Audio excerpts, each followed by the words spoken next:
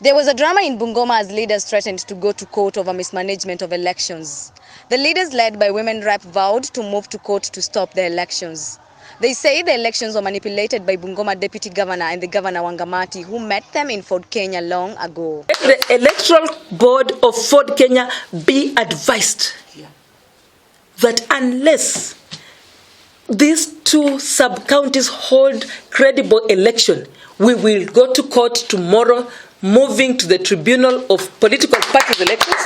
And we are writing right now to the Electoral Board of Fort Kenya to stop this election. As I move out of this room, my ultimatum is to stop the election for today first, because we are not going to allow that. The board should sit down quickly as possible and reconcile. Hold a meeting at the NEC and call us when they can, giving us the date.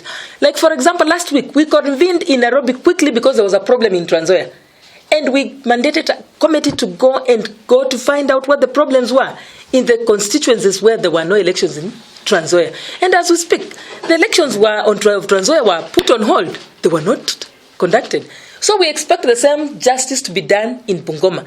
This is the bedrock of Fort Kenya. We cannot allow a cohort of a group of, masqueraders coming to masquerade and say they're Fort Kenya. We have the owners of Fort Kenya. Yes. Exactly. Copies have already gone.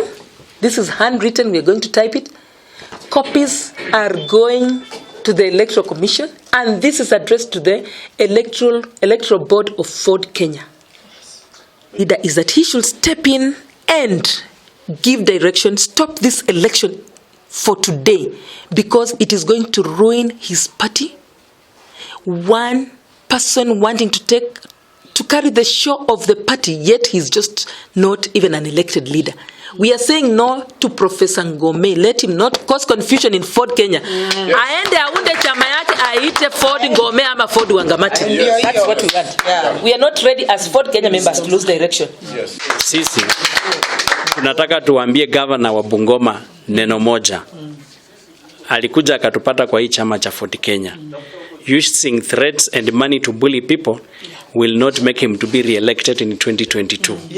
Kama governor wa Bungoma, yeye anastahili kuwa neutral, awache apply fairness, aache watu wapike kura. Lakini yeye anataka wale watu wenye akikohoa wanaitika.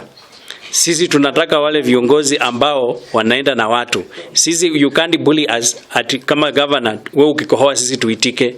Sisi tutaenda vile wananchi wanataka na tutengeneze chama cha Fort Kenya.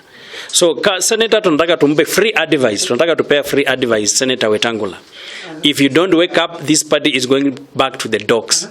Wake up as the party leader of Fort Kenya and as the senator of this county. You are an able leader and a worthy leader. As a Fort Kenya party leader, you should organize your house. The Electoral Board of Fort Kenya they should cancel these elections and go back to the drawing board and get get credible leaders. Si lazima nikuwe mimi Peter, lakini we want credible leaders ambao wanataka. So election board, kwanza hakukuwa na election board. Hakukuwa na election board yeyote yenye ilisimamia uchaguzi. Ni watu walichaguliwa mmoja mbili, waenda kaa hapa, waenda Webuye, waenda mahali fulani. Kama chama kama last nomination vile ilikuwa, wangetafuta body ambayo iko credible ikuje isimamie uchaguzi. Na mtu yoyote. Mimi nataka kwa trace bwana deputy governor wherever he is. Tafadhali na kuomba deputy governor Ngome, usiche kutuharibia chama cha Fort Kenya. Kwanza kabisa tunataka utuambie wewe unaishi Webuye East ama unaishi Kandui ama unaishi Tongareni.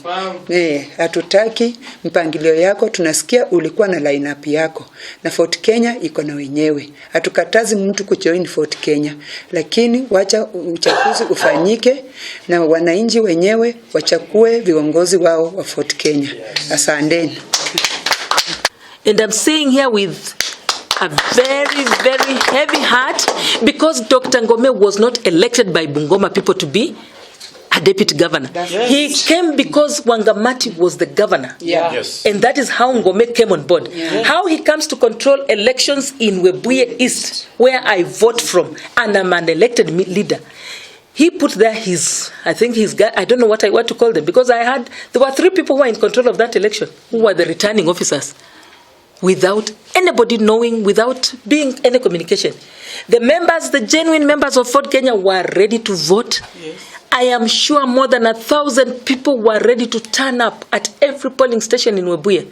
Where I vote from, we have over 500 registered members of Ford Kenya, whom I know personally. And they were already paid up with 100 shillings, ready to come and vote. But the election was not there. They decided to put it in a hotel somewhere.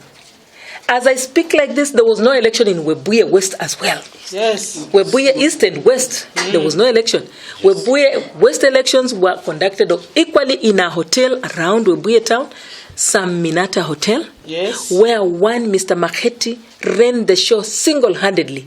That is a governor CEC. Yes. Webuye East, a governor's advisor, one Martin, ran the show independently with a few cohorts, the likes of the programs, I don't know, social programs advisor, whatever she is, running an election which is supposed to be a party.